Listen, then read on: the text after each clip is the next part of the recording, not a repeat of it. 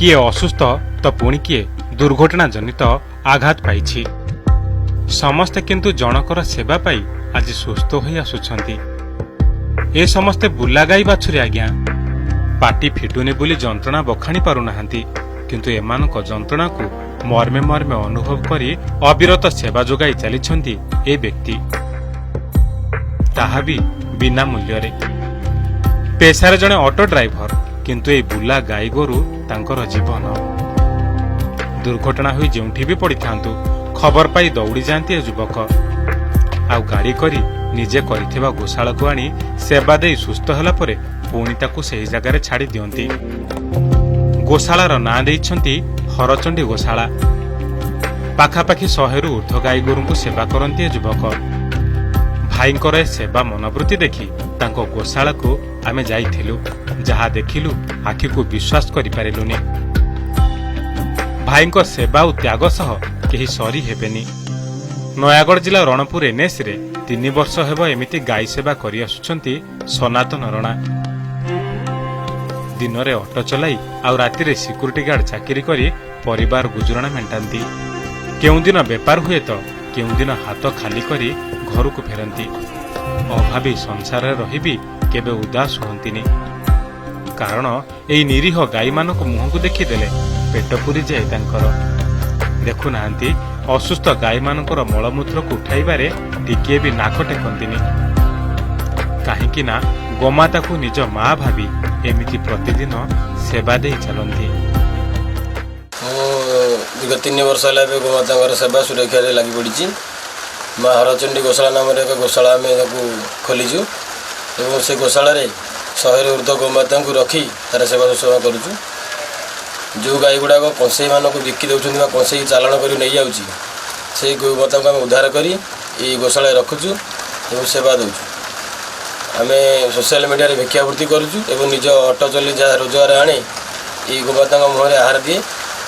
यदि सरकार तरफ बा प्रशासन तरफ आमको किसी तो साहाय्य बा खाद्य मिलता आ भेटनारी जब आम औषध पत्र टी व्यवस्था होता आम आहरी रणपुर माटी अधिक अधिक गोवंश को सुरक्षा और सेवा जोगाई देव। निज रोजगार आउ किछि सोशल फंडिंग रु ए गाई मानक पई चोकड़ गोखाद्य आदि किणंती। केवल सेतिकी नुहे, गाई माने खाइबे बोली किछि जगार घास चाष भी करिसंती।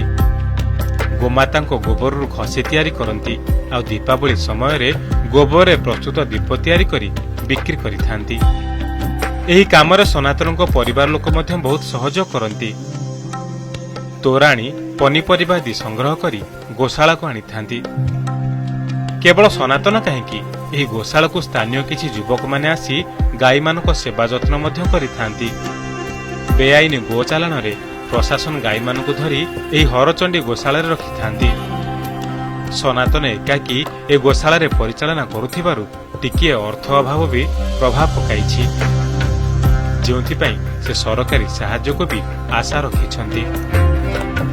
रणपुर एनएससी अध्यक्षा कहिछंती यथाशीघ्र सरकारी सहायता जोगाई दिया जिबा नै व्यवस्था करा जिवो। रणपुर ए हरिचंडी गोशाला दीर्घ 3 वर्ष हेलानी पिला माने स्वेच्छासेवी भाव में निजर कार्य समय बाहर करी सेठी गोशाला को से परिचालन करुचंती।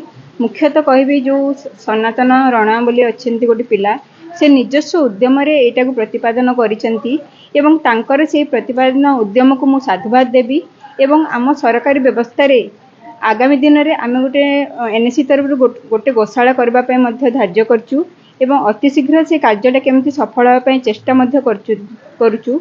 एथि सहित जो पिला माने सेठी अछंती जो सनातन हंतु कि अन्य पिला माने जो माने अछंतु तांकु मध्य अशेष धन्यवाद देवी। स्थानीय पशु चिकित्सालय अधिकारी कहिसंती सनातन दीर्घ वर्ष हेब गोशाला करी गाई मानकु सेवा जोगाई आसुछंती।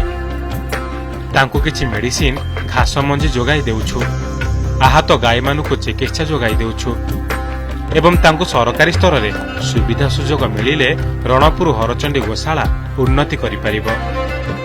एठी से सनातन बाबू जे अछंती से हरचंडी गोशाला नाम एक गोशाला करछंती निज उद्यम रे गाई मानकर जति सब डिस्ट्रिक्ट एनिमल अछंती जति गाई मानकर सेवा करिया पई से चेष्टित अछंती। से एठी पाखापाखि 2.5-3 वर्ष होला ଗାଈମାନଙ୍କୁ ରଖିକି ସେବା ଯୋଗାଉଛୁ।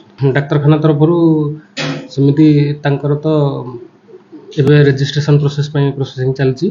ତା ସହିତ ବର୍ତ୍ତମାନ ଗାଈମାନଙ୍କର ଚିକିତ୍ସା ସେମାନେ ଯେତେବେଳେ ଚାହୁଁଛନ୍ତି ଯେତେବେଳେ ସେମାନେ ଆମକୁ ଯୋଗାଯୋଗ କରୁଛନ୍ତି, ଆମେ ଚିକିତ୍ସା ସେବା ଯୋଗାଇ ଦେଉଛୁ। ଏଠୁ କିଛି ମେଡ଼ିସିନ୍ କି ଲିଭର୍ ଟନିକ୍ କି ଉପରେ ଯାହା ଅଛି ଗ୍ରୋଥ୍ ପ୍ରମୋଟର ଯାହା ଆମ ପାଖରେ ଆଭେଲେବୁଲ୍ ଅଛି ତାଙ୍କୁ କିଛି କିଛି ସହାୟତା କରୁଛୁ। ଆମେ ନିଜେ ଯାଇକି ବି ଚିକିତ୍ସା କରାଯାଉଛି।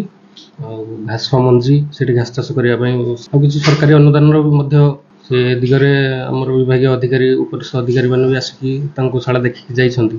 କିଛି ନିକଟ ଭବିଷ୍ୟତରେ ସେ ଦିଗରେ କିଛି ପଦକ୍ଷେପ ନିଆଯିବ ବୋଲି ଆମେ ଆଶା କରିବା।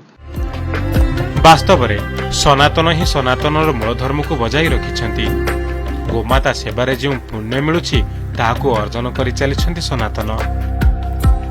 ରଣପୁରରୁ ଆଲୋକ ମହାରଣାଙ୍କ ରିପୋର୍ଟ, ଓଡ଼ିଶା ରିପୋର୍ଟର।